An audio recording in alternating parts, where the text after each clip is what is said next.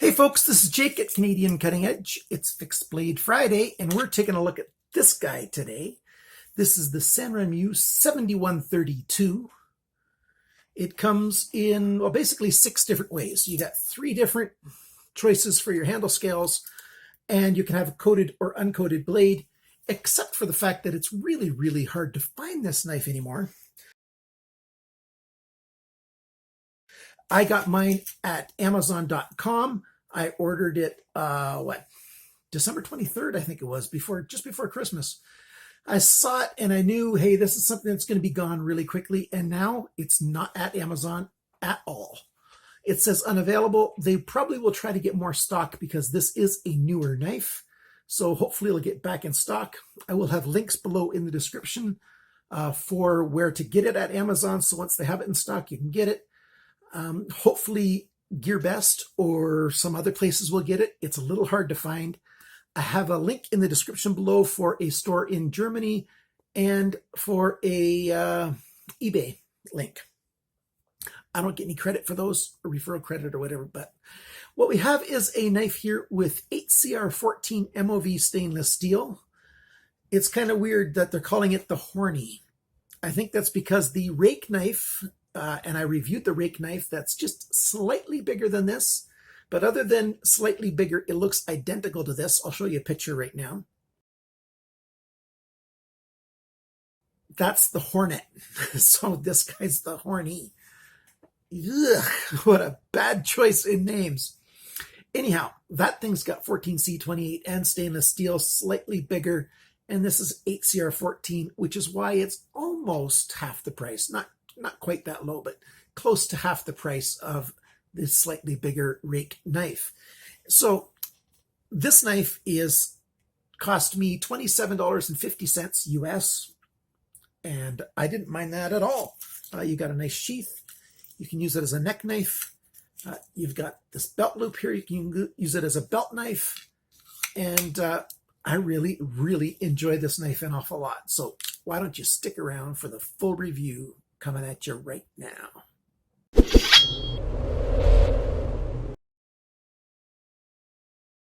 One of the first things I want to say about this is I want to talk about its sibling, and that's this knife right here.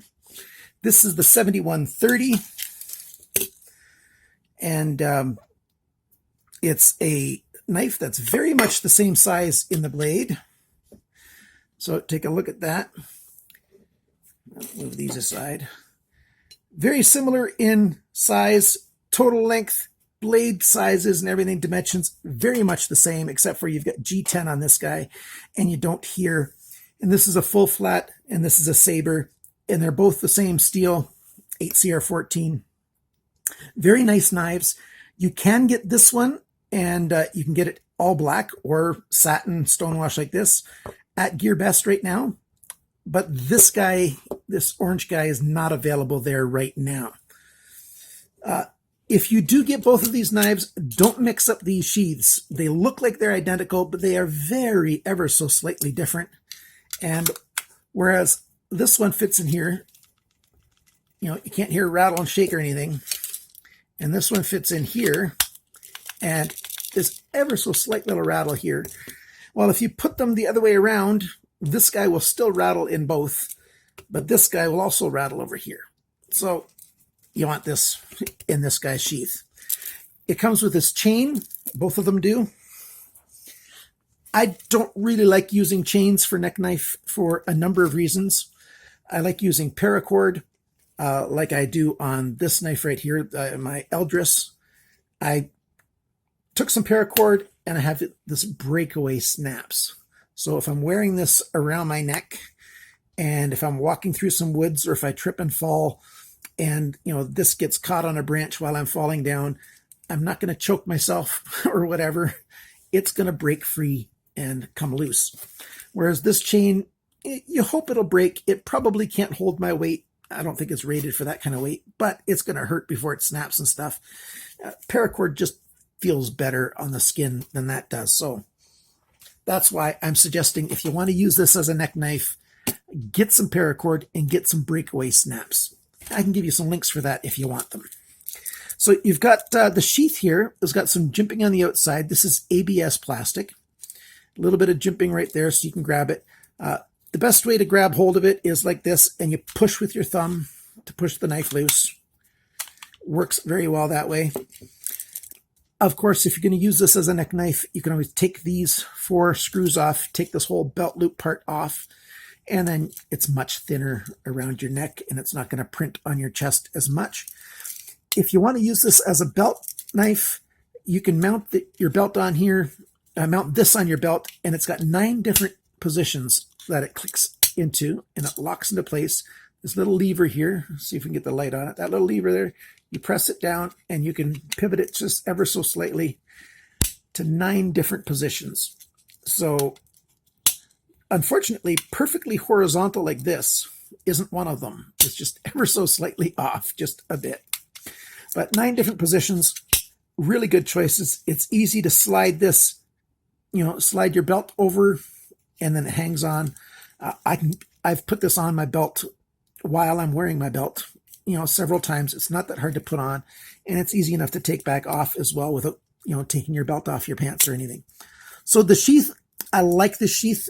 Would I have preferred Kydex? Definitely.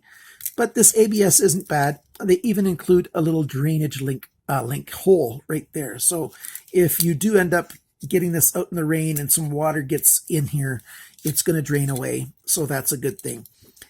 Thankfully, 8CR14 MOV steel, at least where I live, does not rust very easily. It's fairly corrosion resistant, so that's a good thing. I would have preferred the satin knife because black is going to start to show wear and tear fairly easily. I'm going to put the sheath away, and we're going to focus just on this knife itself. If you take a look at the size of this knife, it fits my hand perfectly. I've got large hands that border on extra large, so that's between about 10 and 11 in the European glove size for men system. If my hands were bigger, if they were extra large, if they were an 11 or a 12, I would find this knife probably a little bit uncomfortable, a little bit too small. But this knife is very comfortable for people with medium or large hands. Even guys with small hands are going to find this knife very comfortable in hand. The G10's got a nice grip to it, and it's not too heavy. Having this cutaway right here helps to keep the weight down. And if you wanted to, you can take the handle scales off and do a paracord wrap, if that's your choice. No problem at all.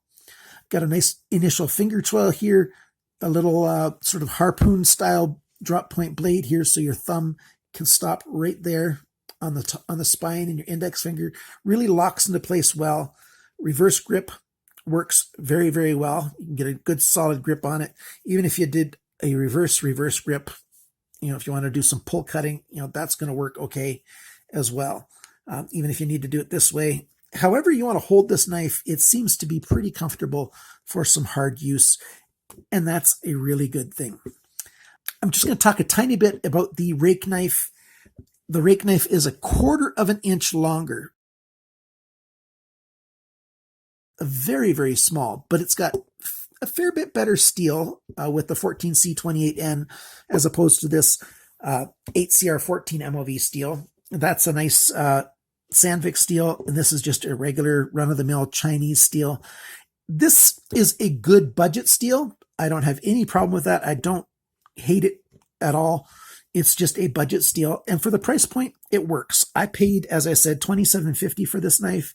At that point, with the sheath and everything, I don't mind the price at all. 8CR14 MOV has a Rockwell hardness 58, 59, something like that. Let's talk about all the dimensions of this blade. Before we do that, let's zoom in just a little bit. I'll let you take a little closer look of the knife right there. I've already sharpened it with my TS Prof sharpening system. Very, very nice. So measuring from just in front of that sharpener's choil to the tip of the blade, 7 centimeters, 2.75 inches. Measuring from the tip of the blade to the closest spot on the handle, we're talking 7.55 centimeters, 2.97 inches. And I'm using very precise measurements with my Vernier electronic calipers. Really, really good set of tools. The blade thickness is 3.46 millimeters. That's 0.136 inches. The blade depth right here, so between my index finger and my thumb, 2.7 centimeters, 1 inch. The thickness of the edge behind the grind, beautiful, 0.45 millimeters. That's 0.0175 inches. I like that very much. That is perfect for a knife this size with this steel. Oh, Sanrenmu, you knocked it out of the park with that in that regard. The handle length is 9.54 centimeters, which is 3 3/4 inches, well, 3.76. The handle thickness is a centimeter, which is 0.41 of an inch. The handle depth, that's this measurement between my index and my thumb, 2.22 centimeters, that's 0.876 inches.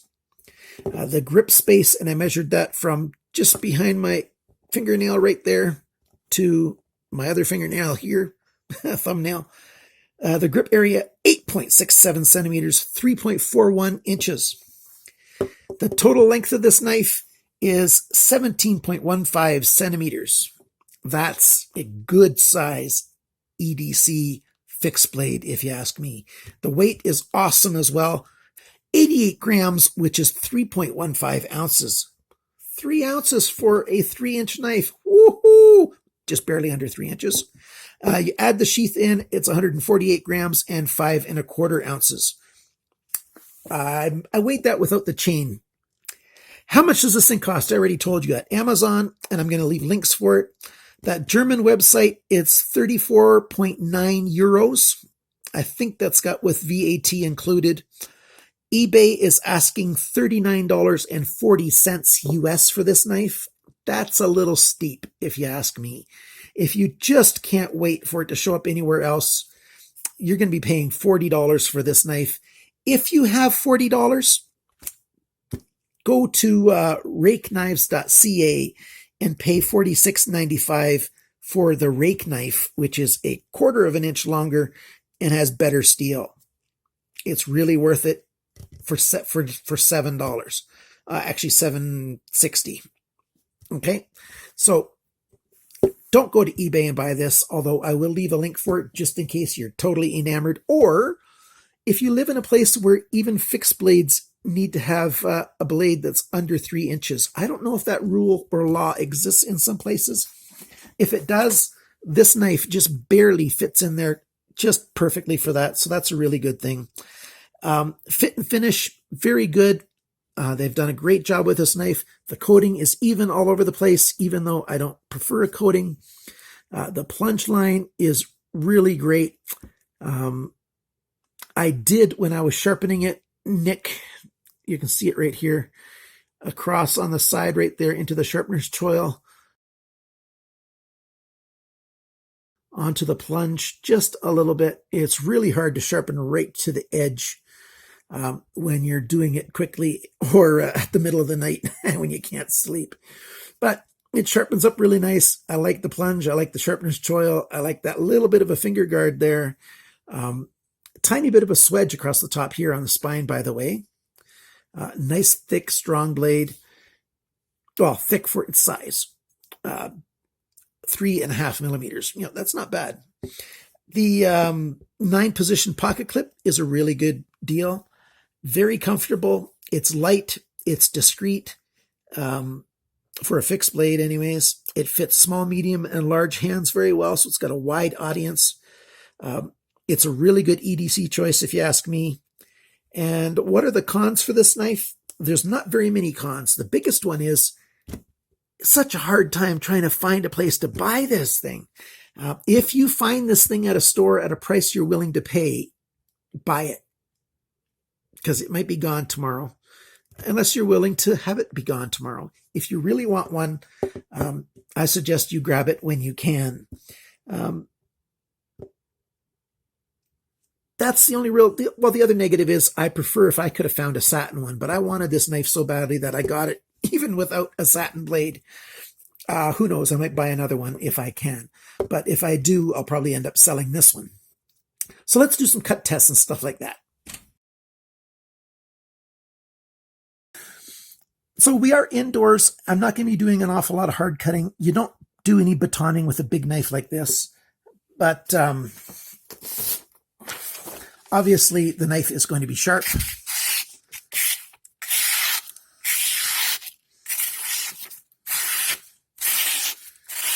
I sharpened it without stropping it, and very often you can get another 15% of performance, or whatever the number actually is, if you strop your blade.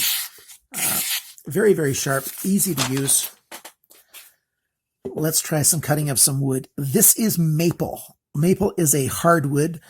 You can see that it burned the wood a little bit when I was cutting it. The blade just barely stopped there for a second. That's because the wood is so very hard.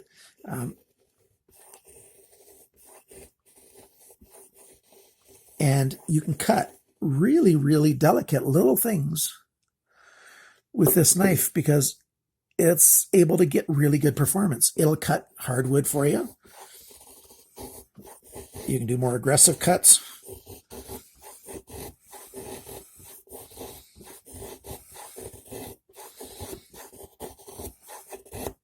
Very comfortable in the hand for hard cutting. That works really well. You can dig with the tip if you need to. And it's not going to hurt the tip. Most guys, when they're doing cut tests, they're using soft wood, by the way. It's not that common where you're going to see a video where somebody's got a knife out and they are cutting hardwood, especially something hard like maple. Good knife. I really like this knife. It's very handy, very comfortable. It's so light, looks great, easy to carry. So if you're interested in getting one of these, go ahead and use the links below, or wait until you can find it maybe at GearBest. Hopefully it'll be on Amazon again very soon for my American friends. I'm so happy that I got a sister in the US that I could have it shipped to her, and she sent it on to me because this is a very nice little knife. Thank you so much for watching. Thanks for liking, sharing, commenting, and subscribing. And that's wood on the end there. It's not. Let me double check. I don't think it scraped the paint off. Yep, very good. Thank you so much for watching. And remember, always cut towards your chum, not your thumb.